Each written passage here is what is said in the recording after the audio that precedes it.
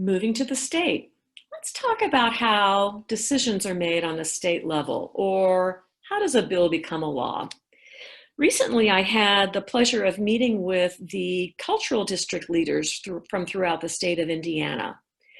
We heard from Senator Ron Grooms, who's a Republican from Jeffersonville, who came to us on his own time and talked to us very intimately about how does a bill become a law. It's pretty much Civics 101. I'm not going to go through how that works for us today, but I can recommend that it's a basic civics lesson. Revisit what you learned in high school on how a bill becomes a law.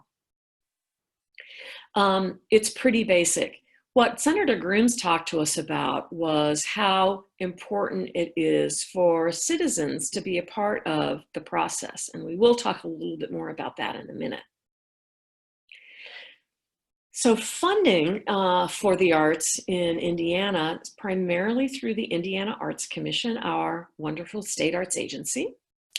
Every state, except unfortunately Alaska, of all places, now has a state arts agency.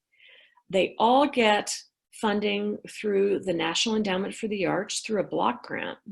And most of that funding goes to support the arts on the local level. So that's why we support the arts, both on a federal level and also in the State House in Indianapolis. Indiana Arts Commission, that's our state arts agency.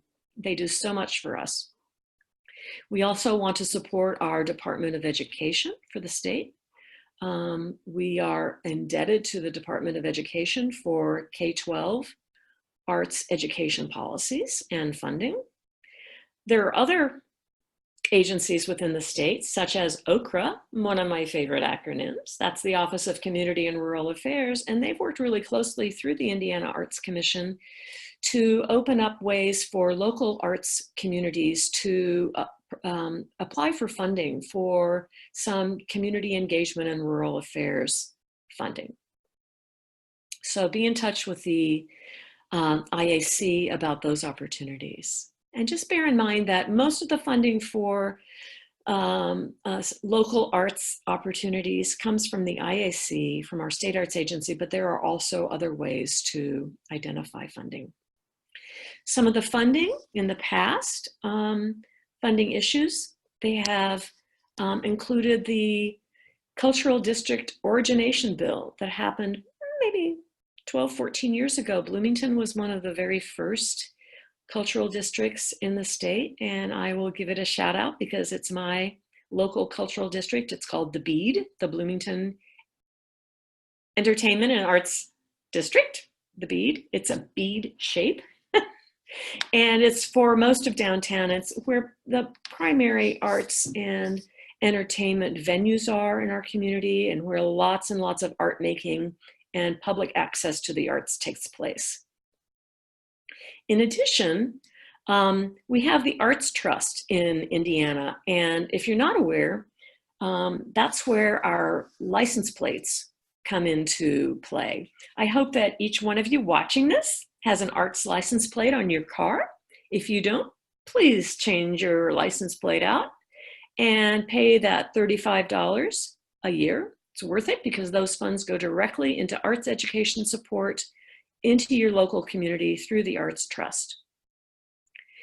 And finally, we've got a potential cultural district funding bill that's been a part of the last 2 legislative sessions in the state of Indiana. In the 2019 session, it was bill number SB 255. It was introduced by State Senator John Ford and co-sponsored by 10 or so other senators on both sides of the line. Senator Ford is a Republican. Senator Grooms, also a Republican, was one of the co-sponsors. This is a really interesting and innovative way that we hope will provide a new source of funding for our cultural districts in our local communities. The bill, in its first 2 iterations in 2018 and 19, proposed a system similar to TIF, tax increment financing, where a municipality with a state authorized cultural district can designate a cultural district development area to capture incremental sales tax and income taxes to be transferred to the Indiana Arts Commission Trust Fund and to be used only for the benefit of the local taxing area. This is a pretty clever strategy to find funding without increasing taxes. That's important for many of our lawmakers, or without imposing new fees. It would reward, incentivize, and continue growth within these taxing districts. Now, in 2018 and 19, it was approved unanimously in the Indiana State Senate, but did not make it out of committee in the House. So we advocates are working with the authorizers and sponsors of the Senate bill to improve it and to figure out how we can get it out of the House and into the governor's hands to sign in 2020. So stay tuned. Let us know if you are interested in getting more information about this. It's a very exciting bill, and we hope, again, that our friends in the Senate will be introducing it in a new iteration in the term in 2020. Okay.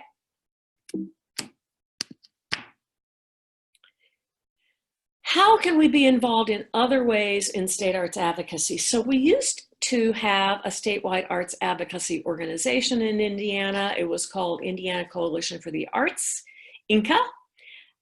It was a 501c4, so 100% of its expenses went to lobbying. INCA is no longer an active organization, so we don't have one in Indiana that's for all the broad arts. However, we do have the Indiana Arts Education Network, which is K-12 focused. And I invite you to contact its chair, who is Mark Goff, who is a music educator who owns Pages Music in Indianapolis. His email address is here. They sponsor an annual Arts Education Day at the Indiana State House, and also do advocacy alerts for our state arts educators throughout the year. It's a really valuable, focused arts education advocacy organization. And we're grateful to the steering committee, which includes Mark and a number of other people, for keeping those efforts going. We do have broader statewide arts advocacy organization representatives in all of our surrounding states, in Ohio and in Illinois and Minnesota. And those are really great examples for us in Indiana. And I hope that we'll be able to move forward with some kind of statewide arts advocacy organization in the future. It takes three things. It takes an organization that has a strong partnership and relationship, strong working advocacy relationship with our state arts organization, the Indiana Arts Commission. It takes a professional paid staff. And finally, it takes paid lobbying to be able to have an effective arts advocacy organization. Those are the things that we know to be true from our surrounding states and from the other states throughout the country that have these statewide organizations.